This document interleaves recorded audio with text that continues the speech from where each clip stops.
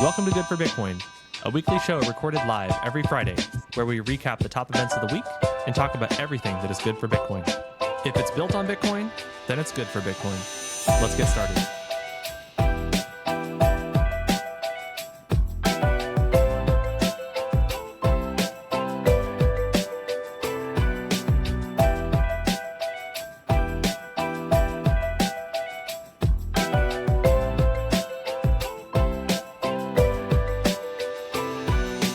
Content shared on this podcast is for informational and entertainment purposes only. It does not constitute financial, investment, or legal advice. The views and opinions expressed are those of the host and guests and do not reflect the official policy or position of any other agency, organization, or company. We encourage you to conduct your own research and consult with a qualified professional before making any financial decisions.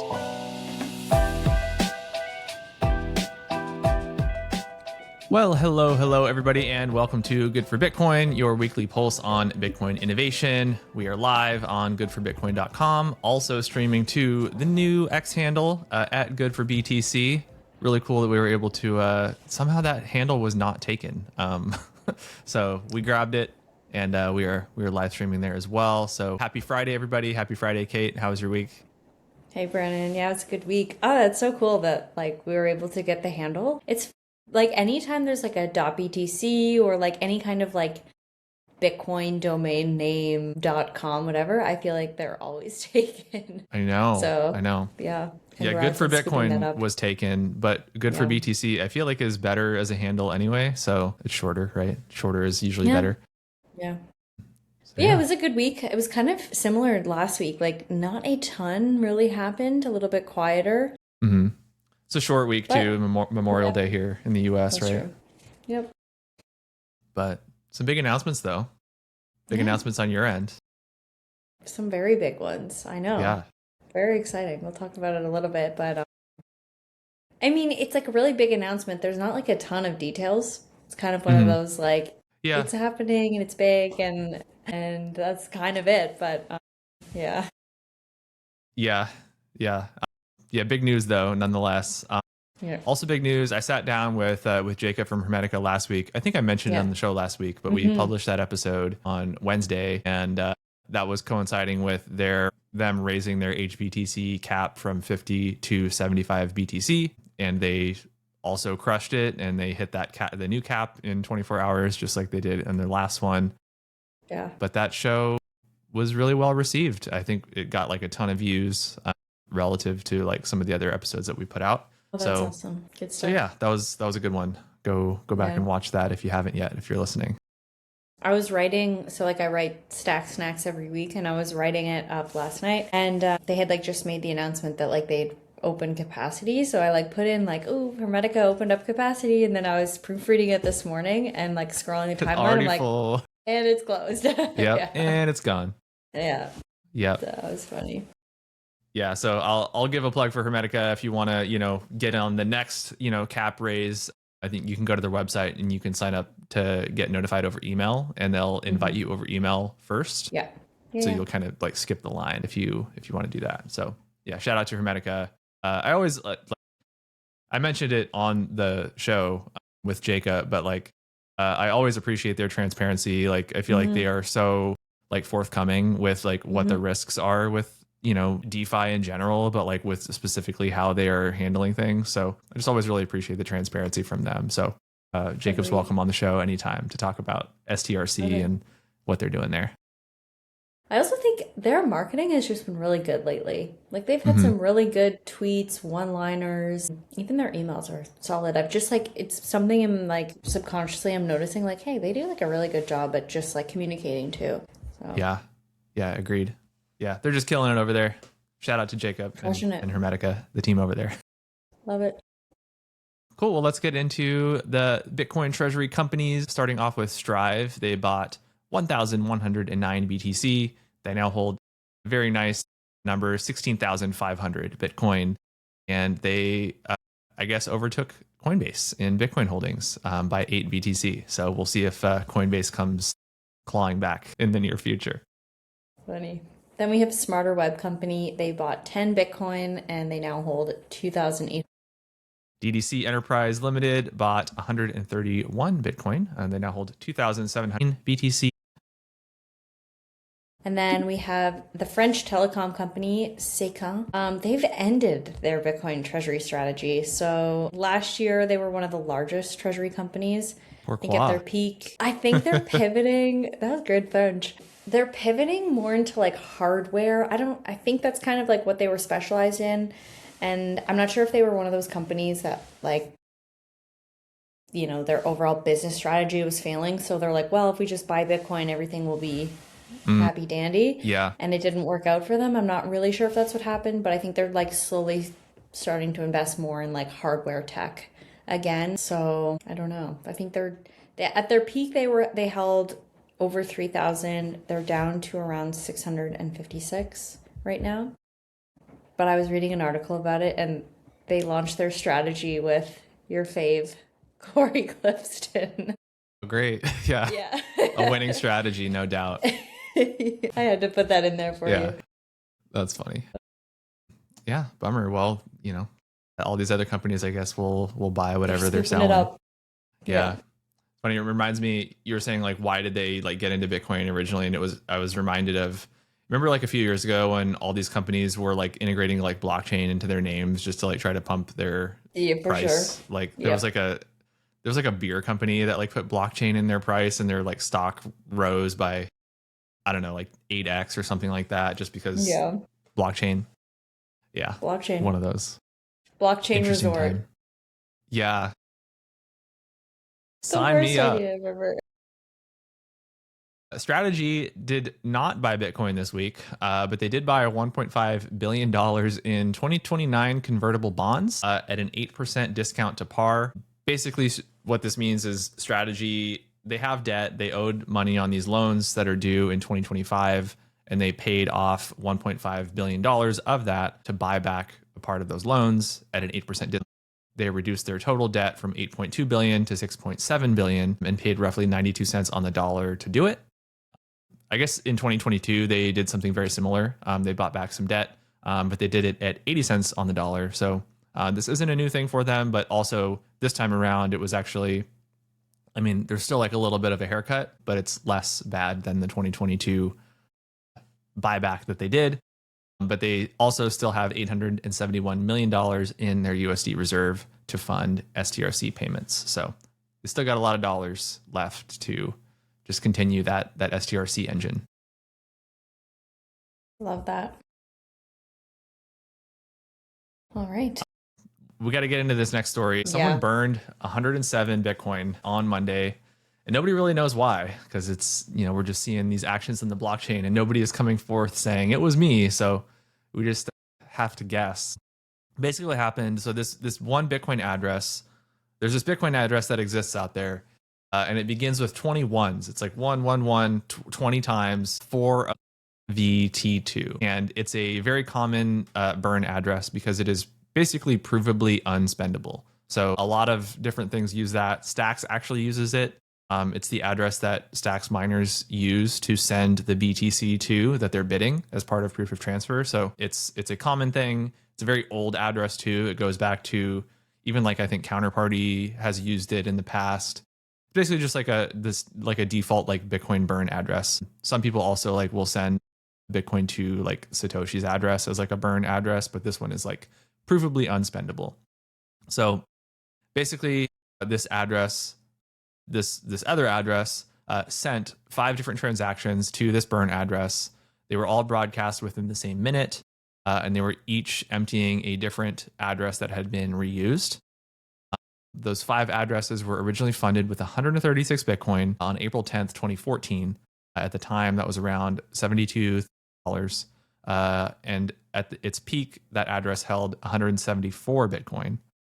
The original 136 BTC appears to have been originally from Mt. Gox and a few other sources. From 2017 until September 2024, they gradually withdrew amounts to a heavily reused Kraken deposit address.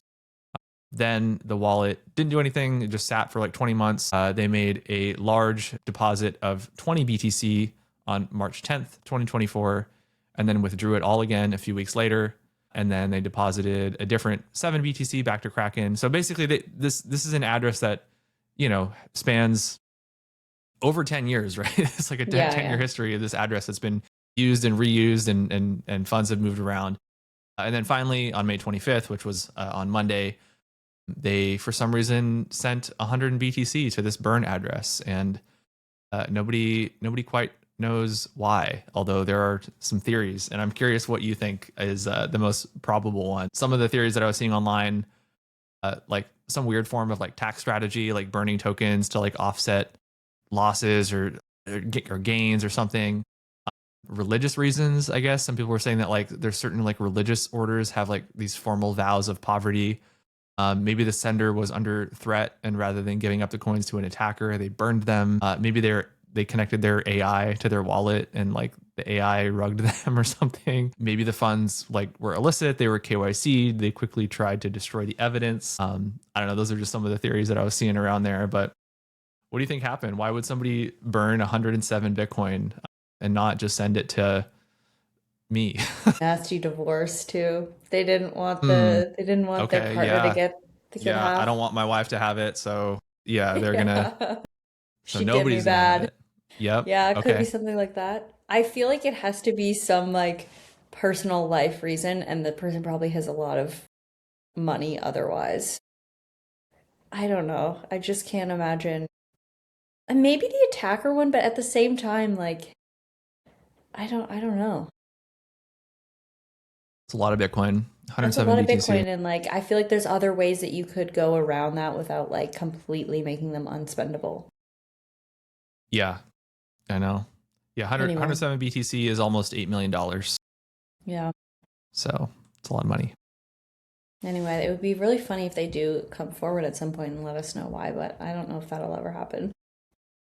Yeah, I think clearly this is somebody that's been using Bitcoin for a long time. I think there was also people that were speculating like, oh, maybe they just like didn't know how to use Bitcoin properly or something. Like I feel like they did.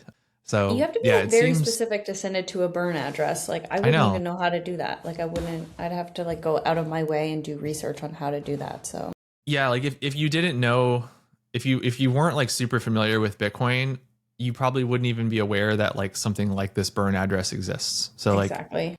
Yeah, I agree. I don't think that's plausible. I don't know. I stand by my divorce theory. I think it was just a really I like spiteful, that one. I think that's smart. Super spiteful. Yeah. Yeah. He's like, you're not getting nothing from me. Yep. I like it. We're both going down. Yeah, too funny. Anyway. Well, somewhat related. Yeah. You put some notes in here, so maybe I'll throw this one to you. But this New York story is, pretty nuts. This is like the epitome of a waste of time. But I love it. We're going to get into it. Okay. So title on this one is Anonymous Plaintiff Seeks Legal Title to $293 billion in dormant Bitcoin without holding any private keys. So here's the story.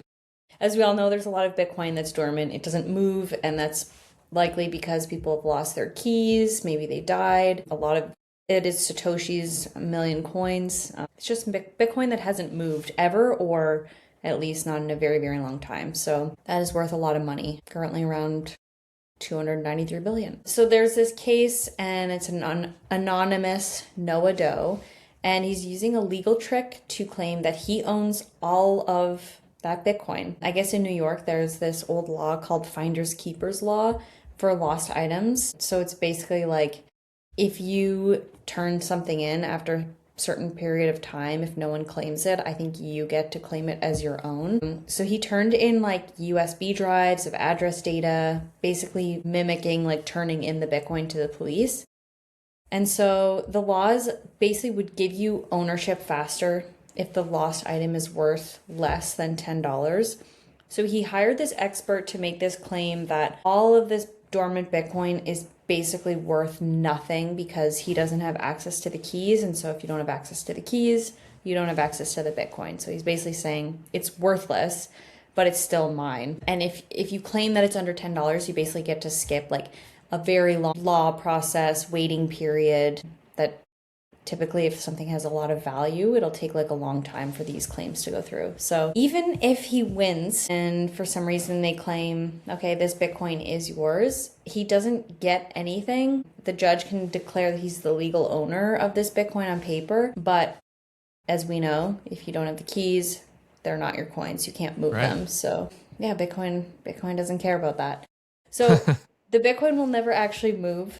And then you might be wondering, like, well, why would anyone do this? And it's because apparently if any of these coins ever showed up on a regulated exchange like Coinbase, Kraken, anything like that, this Noah Doe could claim that it's legally his. And so you have to freeze it and kind of like investigate it. And what this would do is it would require the person who actually owns that Bitcoin to like prove themselves, and it could break their anonymity, force them to reveal themselves. And so really the only thing that he's getting out of this is having like leverage over these regulated intermediaries. And instead of having like, obviously he can't seize the coins directly. And he wouldn't be able to take them from the person who has the keys. But it's really just to have some sort of leverage, maybe over the person saying like, well, if you give me some Bitcoin, then like I won't make you reveal yourself or something. So it's just like weird leverage like this. Yeah, I think this is just going to get thrown out immediately. Yeah. I don't know. Like, I think, I mean, I don't know the exact laws, but it's not like Bitcoin is only operating in New York, right? Like Bitcoin is global, obviously. Exactly. So it's not like all of these things were lost in New York and you can't like prove that. It would be impossible, So yeah, it just doesn't make any sense to me. I don't think it seems like a major waste of time. But anyway. Yeah. It's like the guy who would send things to the IRS. Oh, I forget what it is. Maybe you've heard this, but like his whole goal was to like waste as much time as he could with the IRS and just like make their job miserable. So like anytime he would do anything with taxes, he would send like 1 page at a time, and he would send like 600 pages, and they'd all be sent individually. Like there was some story about this, but yeah, he like, or like made it his life people that mission. play they pay fines with like pennies, like stuff like that. Yeah, we'll see what happens there. Would certainly be like a very dangerous precedent if something like that came about. But yeah, it's just more annoying than anything. Yeah. But yeah. I saw this, which was kind of cool. And then my hopes were like a little bit dashed with like exactly what it is on the back end. Yes. So curious your thoughts, but basically this headline from Kraken, they had launched Bitcoin vaults, and they're how they were advertising it is like hold BTC, earn BTC. And I was like, that sounds a little familiar.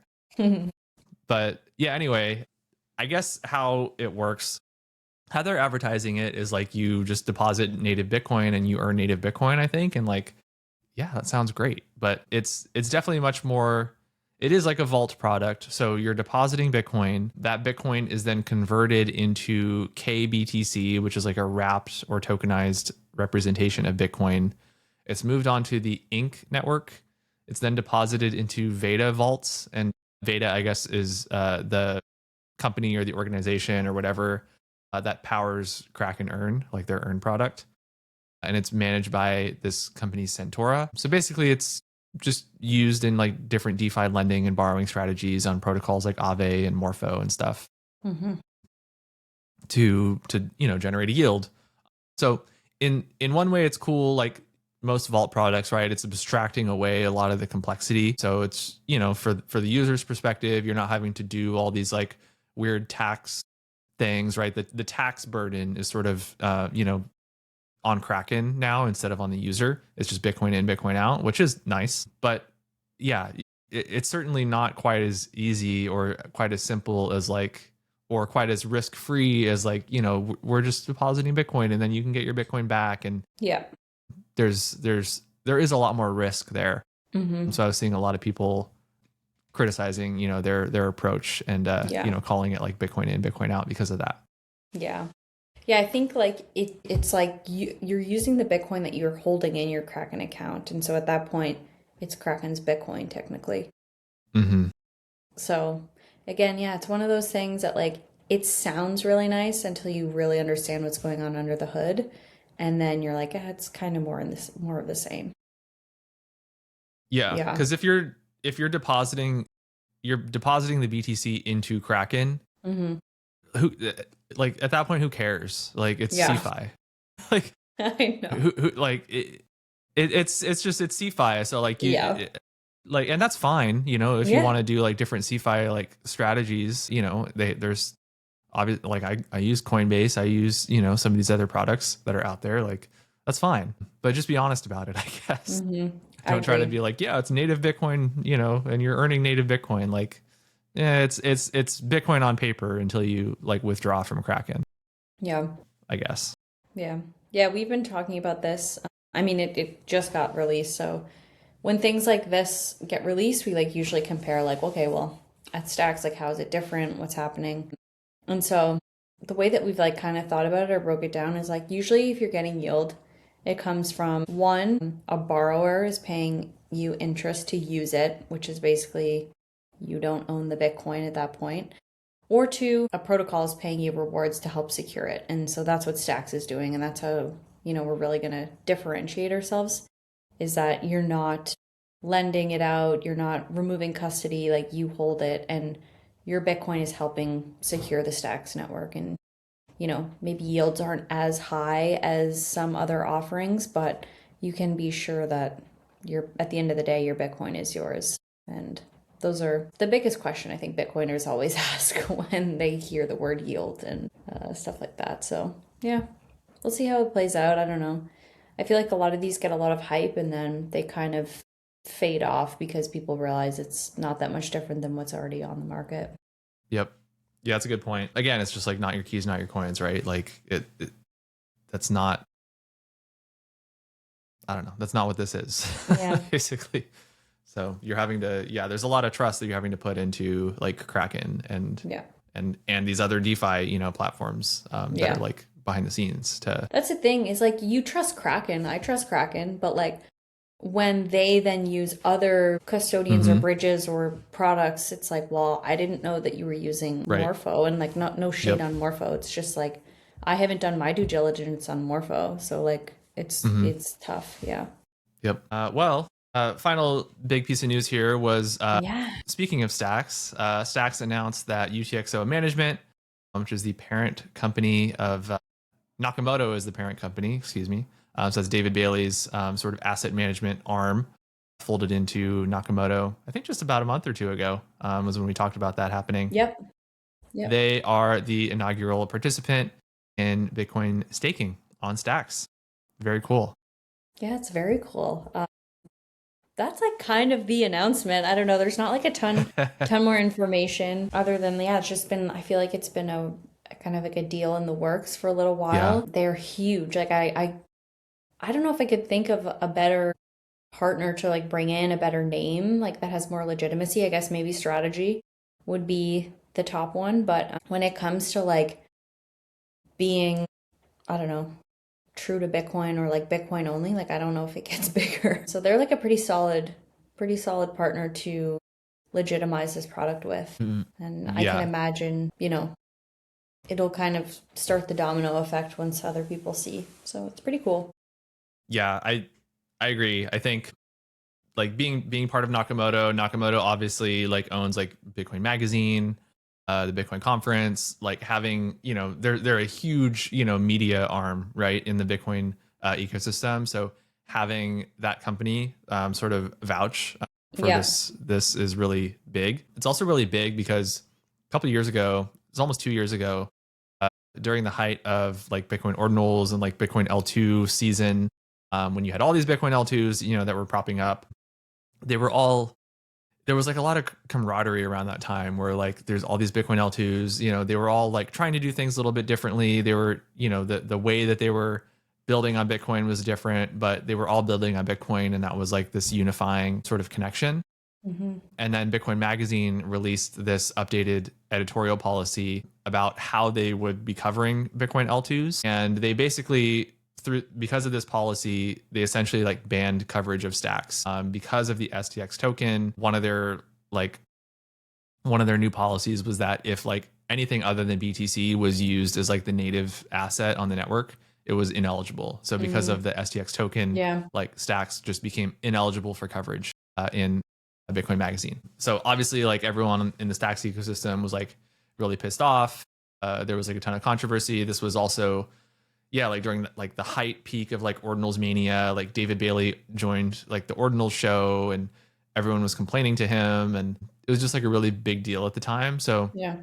just knowing like that history of like, you know, where stacks was in terms of like coverage and treatment from Bitcoin magazine to now, like seeing this news of UTXO management, you know, the story was published in Bitcoin magazine. Yeah. And just seeing that arc was really cool because Bitcoin staking is so close to the L1. I mean, you could certainly argue now that like SBTC, you know, is like the more native asset that's on, you know, the network now with stacks. So yeah, it's just really cool to see, you know, in just a couple of years how far stacks has come to become more, you know, Bitcoin aligned, especially, you know, going back to like the Nakamoto update and everything there, but just everything, you know, that stacks has done since then has been kind of leading up to this moment of Bitcoin magazine and I guess Nakamoto, you know, being vouching for stacks at this point, which is really cool. Yeah. Yeah, it's hugely motivating to like get almost validation like that. You know, like I think one thing about, yeah, like working at Stacks, and I know that you felt this, is like a lot of us are Bitcoiners first and like trying to convince someone that it's like, well, yeah, we're vouch for the Bitcoin ethos, but you have to bridge. Like it's always been like a point of friction in getting like Bitcoin only Bitcoiners to like trust us. And I feel like, you know, having a company like this being like, yep, we're in, is like, okay, yes, like it just makes it so much easier to talk about stacks, to promote it, to, yeah, get people excited about it. Like it just feels kind of like a breath of fresh air. So, yeah. Yeah. And that first, you know, having that big name behind it, you know, that first one, like getting that first one in the door is always the hardest, right? yeah. And then that's like the first domino, and then, you know, it invites more people to potentially come in and use it. So hopefully the first of many that we'll see coming into stacks and Hopefully. creating demand. Love to see it. The DeFi flywheel. Yeah, that's right. That iceberg. The Bitcoin economy iceberg. Yeah. Yeah. Few quick headlines to wrap it up. I saw Coinbase has reintroduced direct deposit 2 years after removing it. Nice. This is something that like I personally was like using through Coinbase. Now I use River Yeah. for direct deposit, which is great. But they re-added it, so now you can basically get paid in Bitcoin. You can set up your direct deposit through your work. You have like a routing number and an accounting number, and you can. I mean, there's other, you know, you can do Ethereum or whatever, but you know, obviously we want you to do Bitcoin here. But yeah, they reintroduced direct deposit, so that's pretty cool. Nice. Yeah. And then we have Zest, who obviously part of the Stacks ecosystem. They launched native Bitcoin lending. So you can connect your wallet and supply Bitcoin natively. You don't have to, doesn't have to be SBTC. And then obviously you can earn yield on that. So I think it's 1.58 right now, and you're earning Bitcoin yield from that, which is pretty cool. We're getting this is really cool. Yeah. I didn't, just because I was so focused on like the Hermetica news, I didn't really look too closely into it. How are they like, how behind the scenes, like how is this actually working? Are they like swapping it to SBTC like on behalf of the user as like a vault thing, or like how does this actually work? They are using SBTC. Yeah. I don't know if I'd be able to explain the whole thing, but I feel like there is like an SBTC component to this. Mm-hmm. So it's not, I wouldn't say like this is not like fully self-custodial, but it is like you're putting Bitcoin in, you're getting Bitcoin out. So yeah, definitely do your due diligence on this, but there is like an SBTC component for sure. We'll have to get Tycho on the show, because yeah, we should probably have a lot to cover with him too, like all the stuff that they've been doing with, you know, Yeah, their TGE and they have collateral vaults coming soon too. yeah, Bitcoin collateral vaults. Then they have this. Yeah, like it's Treasury also. yeah. Yeah, that would be a great guest. Yeah. Yeah. All right, Tycho, we're coming for you. I saw that SoFi launched a stablecoin, SoFi USD, and that just makes them the first US national bank to launch their own stablecoin. So that's pretty cool. Very cool. You can explain the Cash App one too. I kind of saw it, but like I can't use Cash App, so I don't really. Every time I Bummer. see something Cash App, I'm just like, that sounds cool. I'm sure it's going to be amazing. I can't access it. Well, I mean, so basically, Cash App and Venmo and these other ones, they all work pretty similarly. Where you load up your account with dollars, and then you can send them like very quickly to other people that have accounts. But basically, they have now integrated. Cash App has now integrated stablecoins into their platform. So everything, according to them, everything runs on your existing USD balance. So there's no separate wallet. There's no managing like chains or setup or like fees or anything like that. But it's now just like plugged into the stablecoin infrastructure. So if you have like a balance in Cash App, you can like send and receive USDC on Solana, Ethereum, Polygon, and Arbitrum, and it just works. I guess is I haven't tested it myself. Very cool. But yeah, it's just basically like now your Cash App balance is also a stablecoin balance, and it's just connected to USDC, and you can just send on chain as well, or just like natively in like the Cash App ecosystem. Yeah. Oh, that's awesome. That's pretty cool. Love that. All right. I think that wraps it up for the week. Yep. Thank you, everybody, for tuning in. If you haven't yet, please go follow the new handle. It's at goodforbtc on X. You can also go to goodforbitcoin.com and you can find the handle there. But yeah, thank you, everybody, for tuning in. We will see you next week. Awesome. Have a good weekend, guys. Bye.